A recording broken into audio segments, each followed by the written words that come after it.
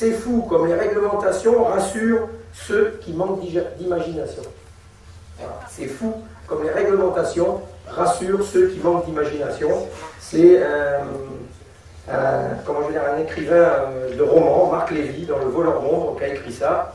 C'est d'ailleurs Yvette qui dit Marc Lévy et qui m'a amené cette phrase, parce qu'elle sait que ça correspond à ce que je pense. Et voilà, j'ai trouvé que c'était très bien pour le rapport moral qui suit.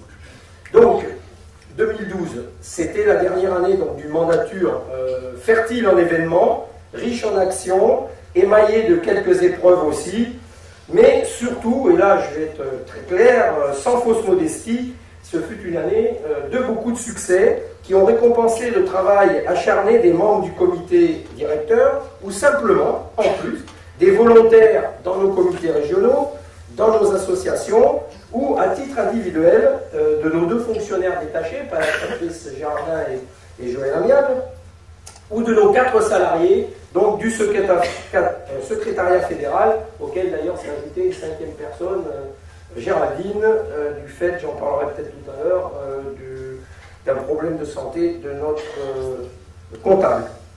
Certaines et certains ont sacrifié du temps en famille, mais bon, vous, président de clubs et d'associations, je pense que vous savez ce que c'est. Certains et certaines ont beaucoup sacrifié du temps en famille, ont sacrifié des périodes de vacances.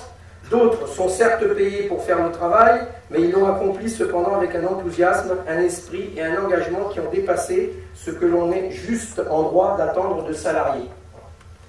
Il est indubitable que la FFPUM a continué, au cours de ces 4 dernières années donc de mandature, à se développer en nombre, à consolider ses finances, à accroître son prestige en France et en Europe, à renforcer sa position et son image de marque au sein des institutions et organisations tant nationales qu'européennes.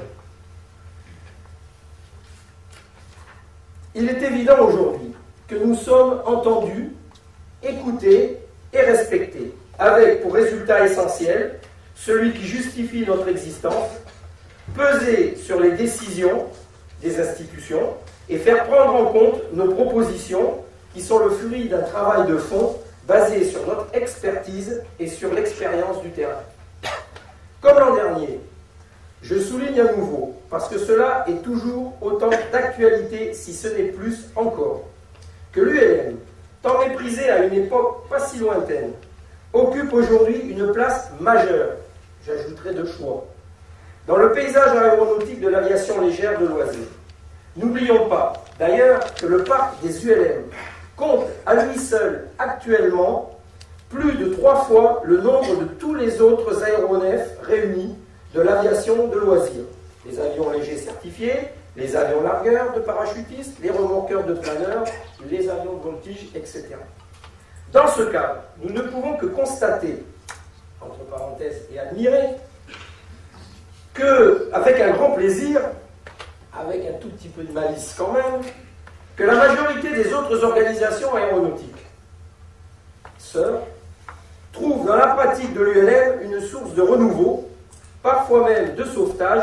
Ce n'est pas moi qui l'affirme gratuitement, c'est ce que je peux lire dans un certain nombre de comptes rendus, de procès-verbaux ou de rapports, mais il y a en face de ce succès presque universel l'exigence de notre part, à tous les instants et à tous les niveaux, d'une extrême vigilance pour ne pas voir se pervertir une philosophie, une doctrine, une pratique, une passion qui font de notre mouvement une réelle originalité dans le paysage aéronautique classique, c'est-à-dire certifié en opposition avec notre système déclaratif.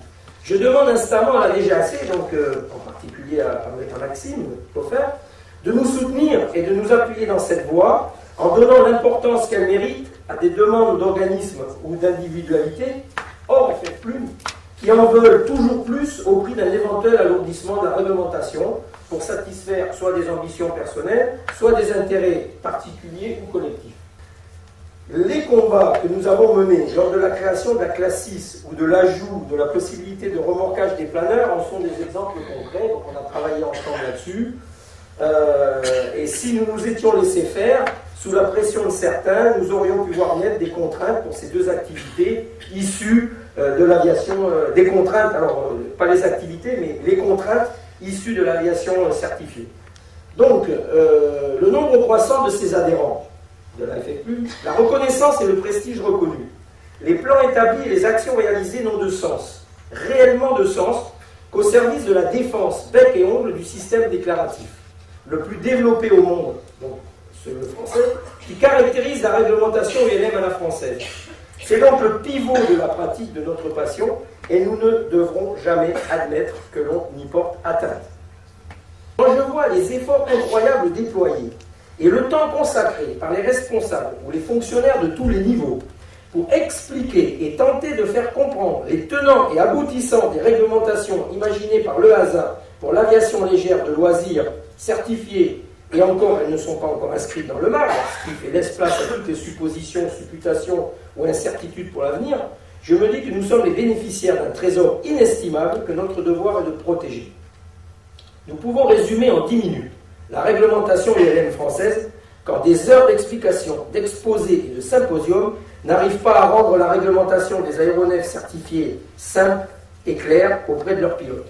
Je peux vous assurer que, alors qu'il y a quelques années, une majorité de mes collègues au sein de l'EMF, la Fédération européenne qu'on a créée, souhaitaient se ranger sous la bannière de la réglementation EASA. Ils prient quasiment aujourd'hui avec nous pour que nous gardions notre statut au sein d'une annexe 2 du règlement européen de 216-2008 pérennisé. La DGAC, je dois le dire, et là c'est quand même plus important que le reste, la DGAC dans cette optique, de même que Repère Sport, nous soutient. Donc dans ce cadre anglicisé et européanisé, il faut appartenir à un front fort, avoir des alliés et être présent aux bons endroits et au bon moment.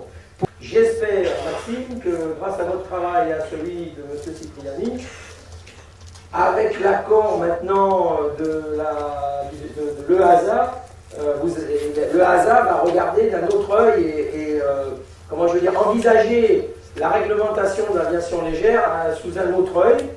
Mais ce qui a été fait, il va être très très difficile et même parfois impossible de revenir en arrière. Il aurait fallu que ça se fasse avant. Mais bon, moi j'ai beaucoup d'espoir pour eux, pour les autres.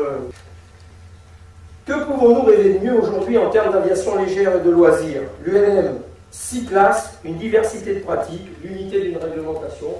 J'ai repris ton slogan. En résumé, chacun peut avoir des opinions différentes sur des détails, sur des options, sur certains choix. Mais il ne faut surtout pas se disperser sur le principe de la conservation du système déclaratif qui, cependant, a pour corollaire l'acceptation sans équivoque de nos limitations actuelles. Par notre comportement, y compris en vol, et là je parle de sécurité, nous contribuerons à la pérennisation d'un système qui nous accorde beaucoup de liberté et peu de contraintes en échange de beaucoup de responsabilités acceptées et assumées. C'est la voie que suit depuis de nombreuses années la FFE.